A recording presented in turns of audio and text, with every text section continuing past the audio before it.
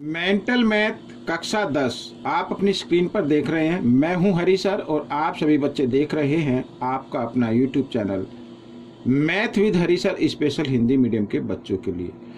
तो बच्चों ये पहला पार्ट में डाल रहा हूं, अध्याय 2 बहुपद।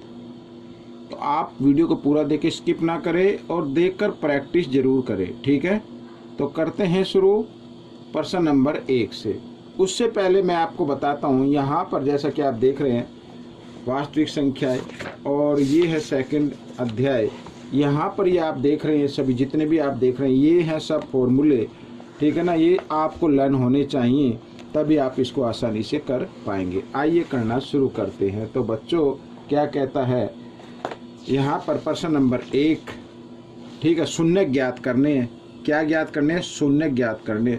अब जब इस तरीके से कोई नंबर हो तो बच्चों सबसे पहले पावर के हिसाब से हमें इसको सेट करना पड़ेगा। यहाँ पर है वाई स्क्वायर, तो इसके बाद स्मॉल पावर आएगी तो ये वाई वाला को आगे ले आना है -2y, और लास्ट में यहाँ पर जो बिना पावर के जो नंबर होता है या बिना, ठीक है, वेरिएबल के या बिना चर के जो भी संख्या होती है उसको सबसे पीछे लिखना है, ठीक है। तो इस तरीके से हम इसको लिख सकते हैं और जीरोज फाइंड आउट करनी है तो इक्वल 0 के रख लेते हैं इस तरीके से। अब क्या करना है, अब आपने गुणनखंड किए होंगे क्लास 8 में, ठीक है, तो 9th में भी किए होंगे। तो यहाँ पर जो लास्ट है और ये पहला पद है, ठीक है, इधर इनको हम गुणा कर लेते हैं। एक संख्या घटा की है और दूसरी जो संख्या है वो जमा की है। y के सामने कोई निशानी जमा का है, ठीक है ना। तो गुणा करेंगे तो बच्चों यहाँ पर 8 घटा 8y की 2 हो जाएगा। एक संख्या घटा की है और एक संख्या किस चीज़ की जमा की है। तो हमें 2 नंबर लेने हैं बच्चों। गुणा करें तो 8, और क्योंकि घटा जमा क्या होते हैं? घटा होते हैं। घटाए तो 2 आना चाहिए। यहाँ पर 2 लिखा ना। गुणा करे तो 8 और घटाए तो कितना आना चाहिए? 2 आना चाहिए। तो ऐसी संख्याएं बताओ बच्चों, ठीक है। ऐसी संख्या कौन सी होती है? जी हाँ, वो होती हैं 4 और 2। क्या होती है? 4 और 2। और यहाँ पर जो निशान होता है वो बड़े नंबर पे रखना है, 4 और 2, और इसके साथ y भी लगा दे इस तरीके से। तो गुणा करेंगे तो 4 दूनी 8 आ जाएगा। y को y से गुणा करें y स्क्वायर हो जाएगा, और माइनस घटा जमा घटा होते हैं। और यहाँ पर अगर इनको घटाएंगे 4y में से 2y घटाएं तो 2y बचेगा। बड़े नंबर सामने घटा है, चलिए घटा का आ जाएगा, ठीक है।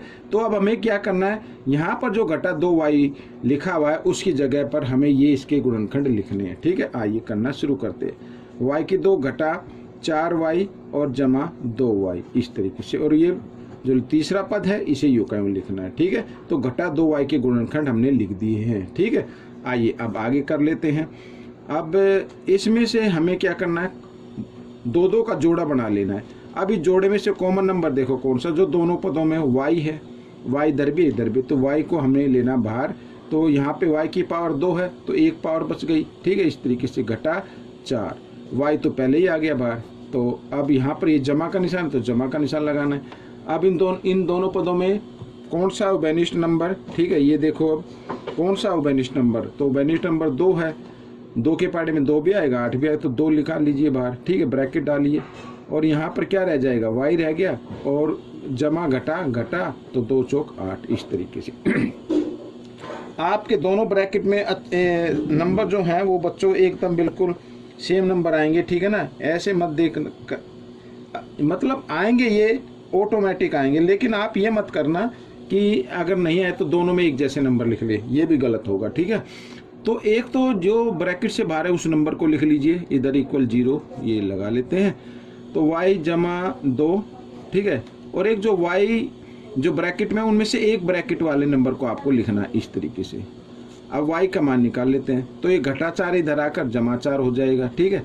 ये जमा 2 इधर आकर घटा 2 हो जाएगा, तो ये 0 आ गई, शून्यक आ गए बच्चों। ये क्या आ गई? शून्यक। तो इस तरीके से करना है, ठीक है। आइए करते हैं प्रश्न नंबर 2। तो प्रश्न नंबर 2 करते हैं बच्चों। यहाँ पर आप देख रहे हैं t की घात 2 घटा 27 के शून्यक बताने। अब बच्चों यहाँ पे तो t की घात 2 है, तो t की घात को हम इस तरीके से लिख सकते हैं, t को t की घात 2, ठीक है। गुणा करें तो वही आ जाएगा। लेकिन 27 को कैसे लिखे? जब ऐसा कोई नंबर आए, ठीक है, जैसे मान लीजिए यहाँ पे 16 होता तो हम लिख सकते थे 4 की घात 2 लिख सकते थे, लेकिन ये तो 27 है। और 27 के गुणनखंड करें तो 3 गुणा 3 गुणा 3 इस तरीके से आते, तो 2 तो नहीं आ रहे, 3 आ रहे हैं। तो कैसे करें, तो ऐसे कंडीशन में अगर ऐसा कोई नंबर आ जाए तो आपको उसको वर्गमूल के अंदर रख देना है 27 और उसकी घात बना देना है 2 ऐसे। ठीक है, अब देखो घटा 27 को लिखा ना मैंने ऐसे और 2, अगर वर्ग से वर्गमूल का निशान कटेगा तो फिर 27 आ जाएगा। ठीक है, ऐसे कर सकते हैं। अब यहाँ पर ये नंबर आप देख रहे हैं तो इसमें फॉर्मूला लग गया a की 2 घटा b की 2। तो क्या होता फॉर्मूला, a की 2 घटा b की 2 होता a जमा b। ठीक है, a जमा b और a घटा b, यही तो होता है इस तरीके से, और बराबर 0 रख देना। ठीक है, अब t का मान निकालना है। तो ये घटा 27 है, बराबर के साथ इधर आएगा तो ये घटा वाला जमा में हो जाएगा और जमा वाला घटा में हो जाएगा। तो इस तरीके से घटा वर्गमूल 27 और जमा जमा पे तो लगाने के निशान की जरूरत नहीं है, ये इस तरीके से। या फिर आप एक काम कर सकते हैं, इसको ना t बराबर इसको एक साथ भी लिख सकते हैं इस तरीके से, और यहाँ पर घटा वर्गमूल 27 ऐसे इस तरीके से भी लिखा जा सकता है और इस तरीके से भी लिखा जा सकता है, दोनों तरीके सही हैं। ठीक है, यहाँ पर मैं फॉर्मूला लिख देता हूँ, a की 2 घटा b की 2 बराबर होता है a जमा b और a घटा b। ठीक है ना, यहाँ पे ये a है और ये b है। ये तो मैंने करा दिया, लेकिन एक बात मैं आपको बताना भूल गया, ये यहाँ पर मैं आपको दोबारा बताता हूँ। ठीक है, ये प्रश्न नंबर 2 है यहाँ पर। ठीक है, ये प्रश्न नंबर 2 है, इसमें मैं आपको बताता हूँ कि यहाँ पर ये जो लिखा ना, ठीक है, ये पेज थोड़ा सा मैं दूसरा ले लेता हूँ। ठीक है, यहाँ पर इसी में बता देता हूँ मैं, ये जो आया है आपका आंसर, ये आया t बराबर जमा घटा वर्गमूल 27। ठीक है, अब आप इसके देखो, इसके अगर आपको टुकड़े लिखने हैं तो टुकड़े तो मैंने इधर बनाए थे ना, अब ये वर्गमूल का निशान, तो वर्ग में आपको 2 का जोड़ा बनाना पड़ेगा। ठीक है, इस जोड़े में से एक संख्या लिख लो बाहर। ठीक है, यानी t बराबर घटा जमा यहाँ पर।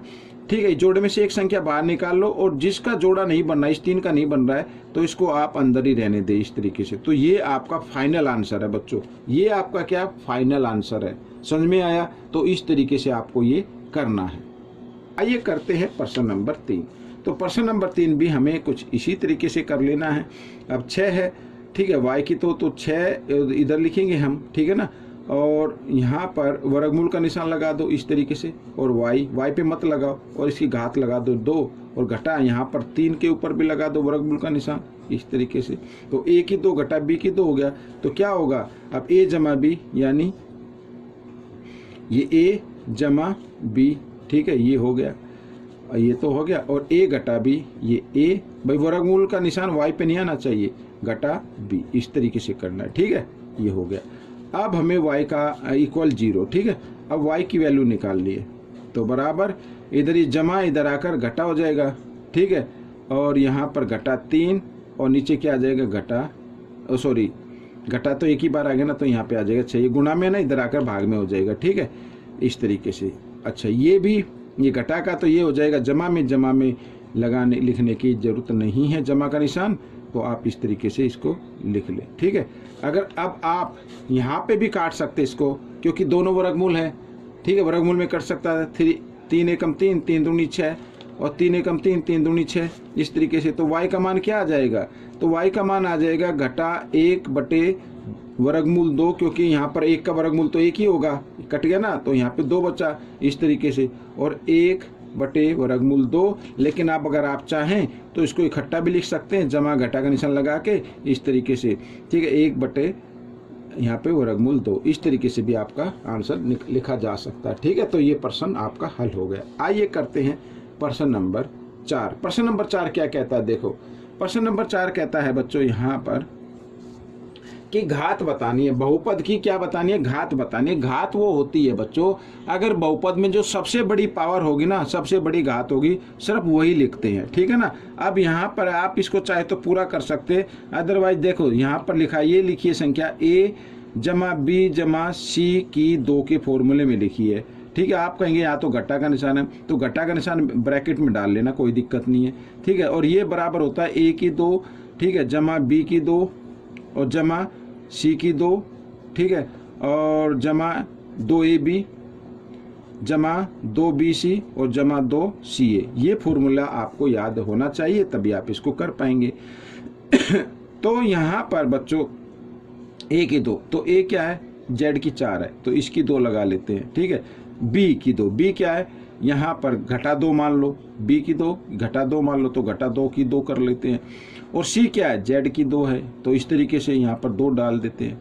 और 2 ए बी, ए क्या है, जेड की 4 है और बी क्या है, 2 घटा 2 है, ठीक है। इस तरीके से जमा 2 बी, बी क्या है, घटा 2 है, सी क्या है, जेड की पावर 2 है, ठीक है। लिख सकते हैं इस तरीके से।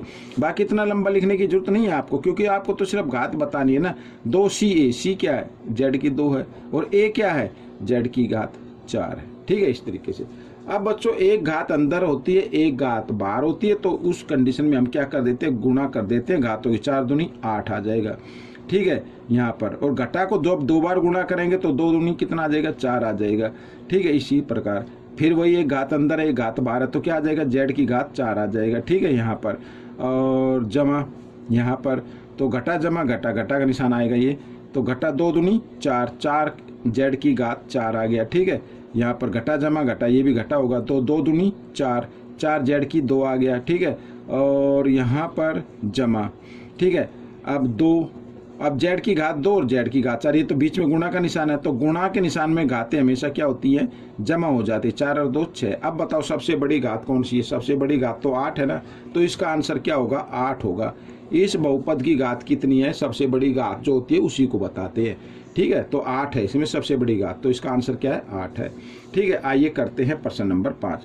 तो प्रश्न नंबर 5 देखो यहाँ पर फिर वही आ गया, यहाँ पर लिखा, ये मान लो ये पूरा ए है, ए घटा बी, ठीक है। ये पूरे को ए मान लो, ए घटा बी की 2, तो इसको लिखेंगे हम ए की 2, ठीक है, जमा बी की 2 घटा 2 ए और बी, ठीक है।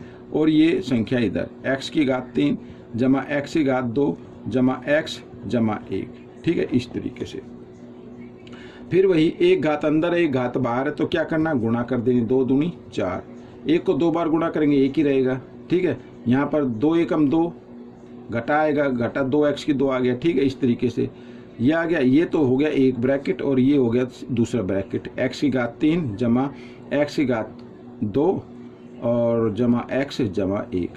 अब बच्चों इसमें भी घात बतानी है, तो आप इस चाहे तो इसको पूरा कर सकते, अदरवाइज आप इसको जब इस यानी पहले x की घात 4 को इस पूरे ब्रैकेट को गुणा करना है, फिर 1 से पूरे ब्रैकेट को गुणा करना है, फिर घटा 2x की 2 को पूरे ब्रैकेट के साथ गुणा करना है।